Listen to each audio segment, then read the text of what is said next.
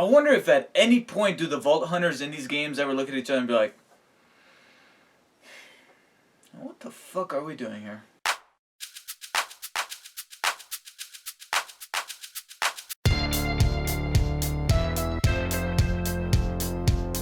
Hey everyone, David here with a review on a rather old game, but hey, they kept releasing DLC for that damn thing up until practically now, so I think it's relevant enough to continue talking about it in a review. And it's a rather humongous game in terms of its popularity, in terms of how it's become a bit of a staple within its genre, or I should say genres, that I think it's deserving of a classic or ish review. And that game is of course Borderlands 2, the sequel to the sleeper hit Borderlands from Gearbox and 2K that was released in 2012 and had a very prominent life thanks to some really abundant DLC, but also because Borderlands 2 was known to take the material from the original Borderlands and just take it a notch further, which is what sequels need to do, not only in the story department but also in its gameplay and having sucking you in with its very intricate looting system. But more on that later. Let's go ahead and focus on what caused Gearbox to spawn a sequel after that first game. In Borderlands 2, you got 4 brand new Vault Hunters who are trying to reach a vault before the evil Handsome Jack and his Hyperion company get to it first. And I think that's a good way to describe how Borderlands 2 may be just a little light on the story in terms of actual twists and turns that come a little bit later on in the actual campaign for the game, but overall the premise is pretty solid and pretty firm for a sequel. In fact, it's perfect for a sequel to a video game. In a movie or a TV show or whatever, it would have been just fine, but for a video game, it breeds various opportunities to take that gameplay from that first game and crank it up a notch, especially when it comes to a blend of humor and sci-fi like the Borderlands series. And one of the things that I found very fascinating about Borderlands 2 is that, aside from its premise, it gets kind of expanded upon with its colorful characters, its really great and sarcastic and witty humor that the Borderlands series is known for, that we get plenty of more of here in Borderlands 2 from that cast of characters, as well as some background information to not just the planet of Pandora, but also those characters themselves. Because here in this game is where you kind of learn that there's various vaults. We get a second vault that is the reason for why we get the uprise of the Hyperion Corporation and Handsome Jack himself, but, well, in a way, because we kind of get even more of that in the pre-sequel, which I have yet to play. But in this game, not only do you get the sense that there's all these different vaults, and not only are the Vault Hunters and Jack himself going after this other one that has even grander power within it, but also a slightly smaller vault was the reason for why there's this oppression by the Hyperion Corporation in the first place. And that's what gives this, not just the character's new dimension, but Pandora, it becomes, the planet of Pandora becomes a character himself. I don't know. And though there may not be too much to the actual Vault Hunters that you get to play as, the supporting cast more than makes up for it. Not just the brand new characters that you get to introduce to in this game, such as Tiny Tina, who leaves a lasting impression on you. She ends up becoming one of the more memorable characters in this game. But what I found very fascinating, and I didn't even realize until much later, even after I have beaten the game, I barely realized. And hopefully this isn't that much of a spoiler, but in case you don't want to know, I guess you should cover your ears. But the Vault Hunters that you played as in the first game are actually the standout supporting characters in this game, to the point where they get proper voice dialogue and characterization and this background and development amongst each other. And that's what a sequel is supposed to do. So I can only hope that should there be a Borderlands 3, I hope that the Vault Hunters in this game become then staple characters in that game and get developed a bit more, because even though they got their own brand of characterization, not only in terms of how they play as, but also in terms of how they look, and in a way they're kind of cutouts of those previous Vault Hunters. Hey, this game took those previous Vault Hunters and fleshed them out, so I can only hope that they do the same thing in Borderlands 3. And if you've been waiting for a villain that you just love to hate, it's gotta be Handsome Jack. This guy is the biggest dickwad you'll come across in a while, but I mean that in the most sincere and positive way.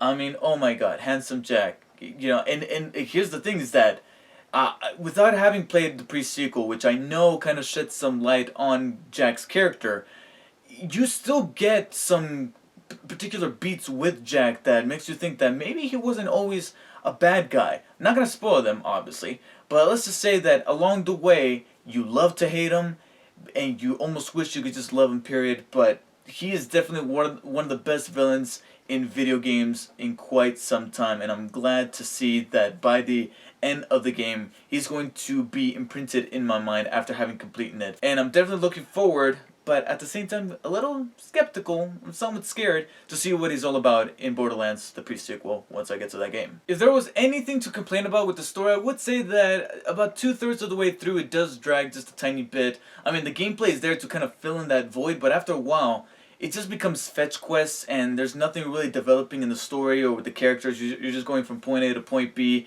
trying to get these things done. But at least all these things that you are doing in that time where the story kind of lulls, it does build up to a rather climactic finale. One of the more charming things about the first game was actually the art style, taking the cel-shaded look and adding it to make it look like a living, breathing comic book. But at the same time, it had this design to it, a design to the planet and a design to the characters that made it stand out from everything else that we have seen up until that point. And Borderlands 2 obviously took that and carried it over, because obviously if it's something that worked for the first game, why wouldn't it work for the second game? And that definitely works for the characters that you interact with, the villain, Handsome Jack himself, as well as the ever-growing changing landscapes of Pandora that keep things fresh and new every time you move from one segment of the game to another. And in other games that could be considered an inconsistency, but here it felt more like a personality.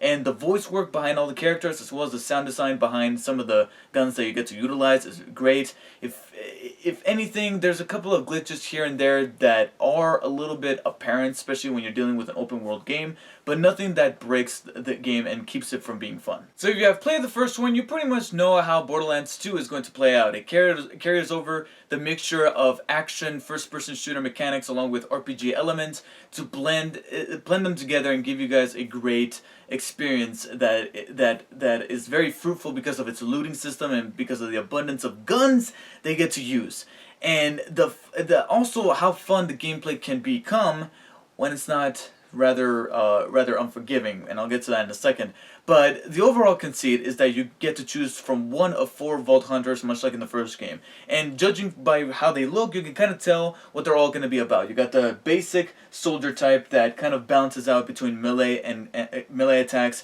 and weaponry. Then you got the stealthy type that obviously is able to camouflage. It's also very proficient with sniper rifles, quieter guns. Then you got the Siren, who is very efficient in much more, I don't want to say magical powers, but things that don't really rely on physical strength. And then you also obviously got the Berserker, which is the big hefty guy that's all about the big guns, the bombs, the grenades, all that stuff. But obviously because of how big he is and massive, he is going to be a little bit slower than the others.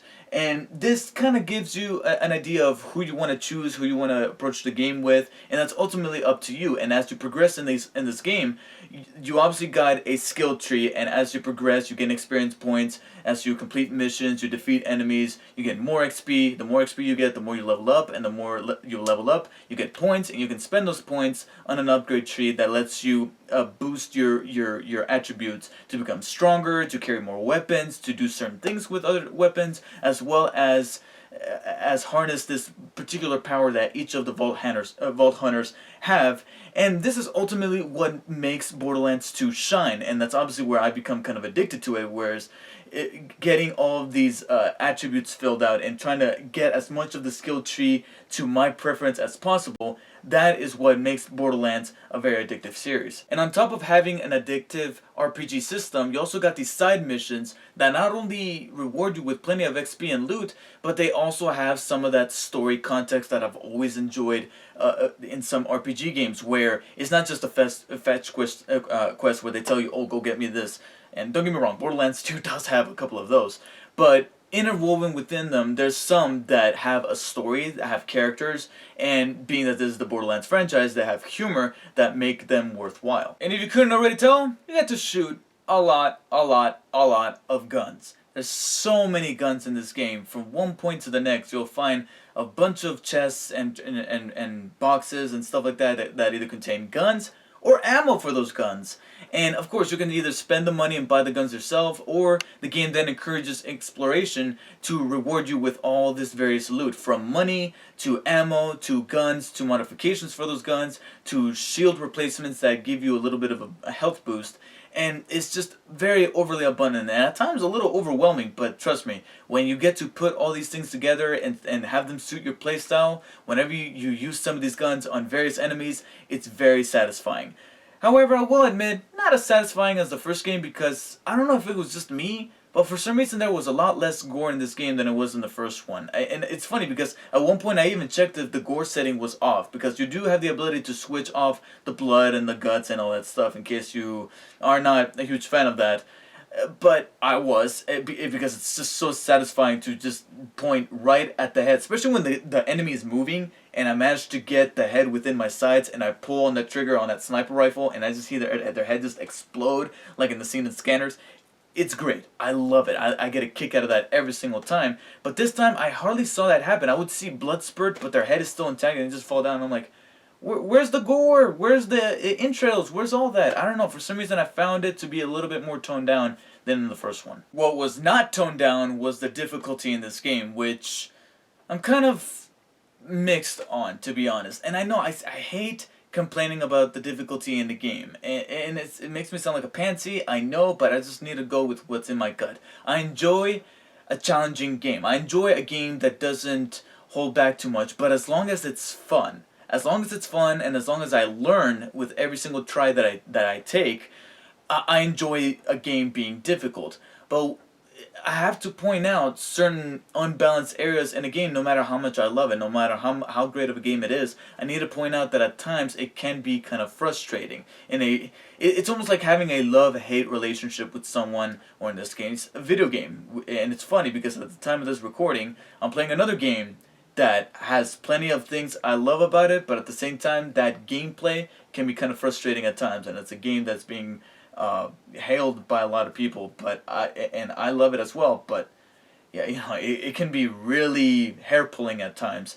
And Borderlands 2 happens to be one of those games where at times I felt like the game was just spamming enemies left and right at me, and it just kept releasing them one after another, to the point where I'm trying to traverse a certain area, and just one tiny step, one step or two steps I just take, I'm like, 1, 2, boom, a lot of enemies. I clear them out. Okay, good. Let me move a little bit more. 1, 2, more enemies. I'm like, it's kind of frustrating that I can barely move within this map, within this area, and we get even more and more enemies. And like I said, the gameplay itself can be fun, but sometimes there's moments where I just want to progress in the momentum for the game. I just want to progress. I want more of the story, but instead I just get stuck within this area for like a good 15-20 minutes. And some people may love that, some people may hate that. I'm kind of in between, where I have fun with the gameplay, but at times I feel like they need to just dial it down just a tad bit. Especially when they release the guys with these buzzard things. Oh my god, they were so fucking frustrating because, and I'm sorry, I just cussed right there, but every time I would try to get them in my sights, and I'm like, okay, cool, I'm about to pull it. This is the kill shot. I'm gonna shoot at the engine. They're gonna be spiraling out of control, and right when I'm about to do that, they move out of the way. Oh my goodness. So in that retrospect, there's times where you're kind of forced to grind and level yourself up by doing side missions, or simply just by killing enemies across the wasteland, so that you can then boost the level of your character. But if you don't feel like doing that, you can go co-op. Just like in the first game, you can invite 3 other people to be those 3 other Vault Hunters and engage in the campaign, as well as various other things within the wasteland with other friends, and share the misery together, to the point where there's even a mission that says you cannot possibly do on your own. You're gonna need other people. And unfortunately, I couldn't get other people to play with me, because when I actually got around to playing this game, it was kind of old. Pre-sequel was already out, and Pre-sequel, I believe, does in fact introduce a competitive multiplayer as well as cooperative. So I feel like more people are playing that rather than this one. So maybe one day I'll jump into one of the pieces of DLC to try out with other players, but for now I can definitely say that if you're having some trouble, bring along some friends. Borderlands 2 is definitely a sequel that's better than the first, where they knew what to take and make it better, but it still had a couple of hindrances from the first game, notably the times where it did become hair-pullingly frustrating. And I know that I hate complaining about the difficulty for a game, but at times it just felt like I needed to go through the notions, and I wasn't having that much fun.